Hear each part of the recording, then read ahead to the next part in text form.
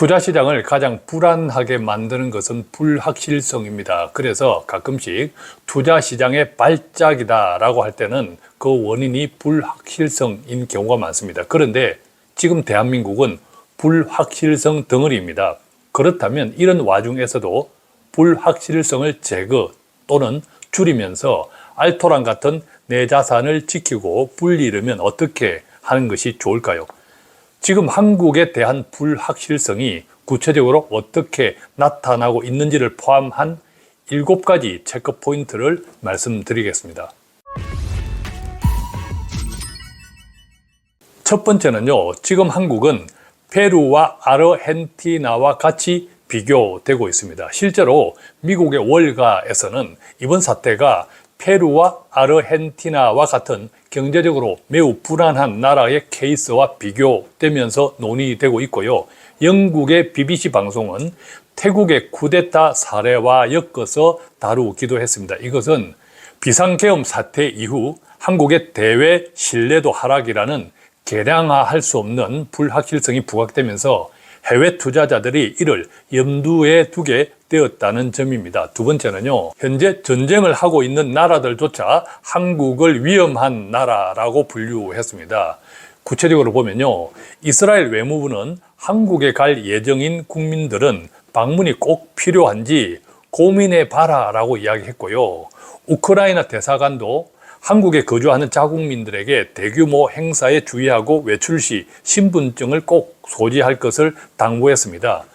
전통적인 우방을 비롯한 대부분의 국가들도 마찬가지입니다. 예컨대 주한 미국 대사관은 홈페이지 첫 화면에 붉은 바탕에 경고라는 문구를 걸고 자국민의 안전을 당부했습니다. 또한 계엄이 해제된 이후에도 상황은 유동적이기 때문에 주의를 당부하기도 했습니다. 뉴질랜드 외교부도 마찬가지입니다. 한국을 여행주의국으로 분류하면서 꼭 필요하지 않으면 방문을 잠시 미뤄도 좋을 것이라고 안내했습니다. 영국 외무부 역시 한국 여행 경보를 발령했습니다. 즉 지금 한국은 여행조차 안심하게 다녀오기 힘든 불확실한 국가로 전락했습니다. 세 번째, 외교 분야입니다. 특히 국방 문제도 위기입니다.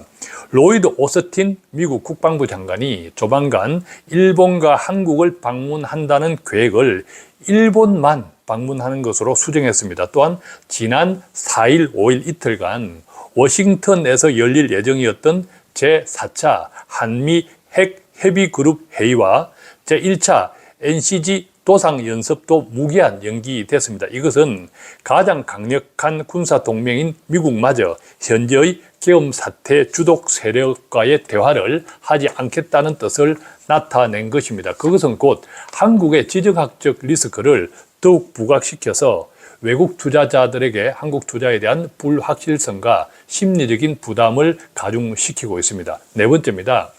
더 이상의 경제 외교도 불가능해졌습니다. 5일에서 7일 동안 예정되어 있던 올프 크리스테르손 스웨덴 총리와의 정상회담은 알다시피 무기한 연기되었습니다.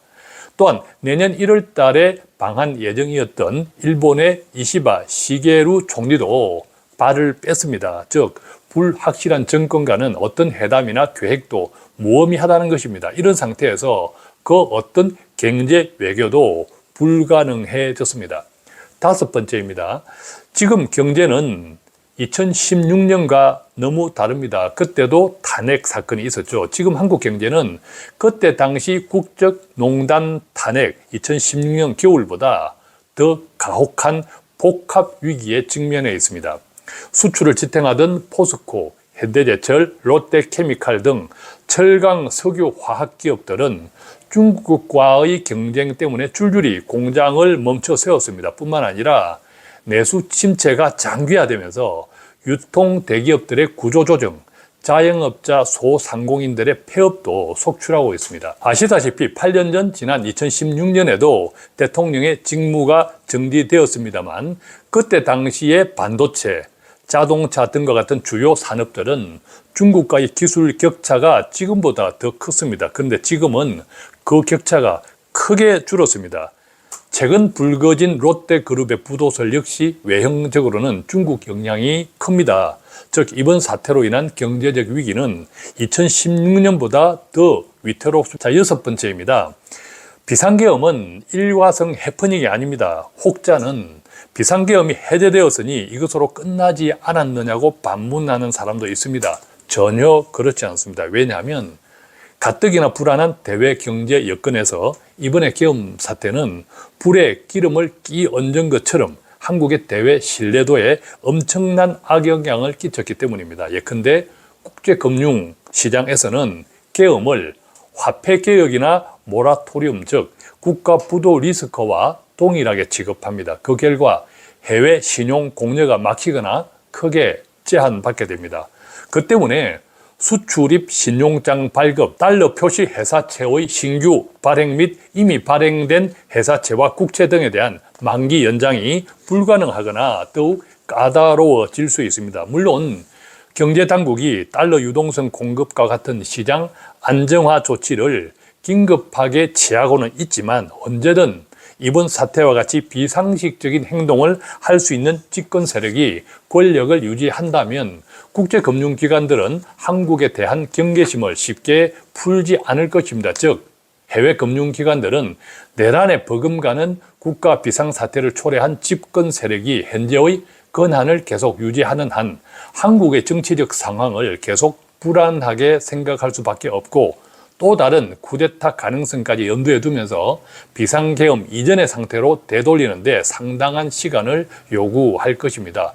환율도 어떻게 될지 장담하지 못할 지경에 이르렀습니다. 그 결과 시간이 길어지면 길어질수록 과거 IMF 때와 같은 외환 사태를 겪을 수도 있습니다. 기업들도 마찬가지입니다. 대외 신뢰도가 악화되면요, 외국 기업들이 한국의 기업에게 안정적인 일감을 주지도 않습니다. 왜냐하면 자칫 잘못되어 주문한 물량을 제때 받지 못하면 완제품 생산에 차질을 빚기 때문입니다. 그 결과 가뜩이나 불안한 내수는 더욱 벼랑 끝에 내몰릴 것입니다.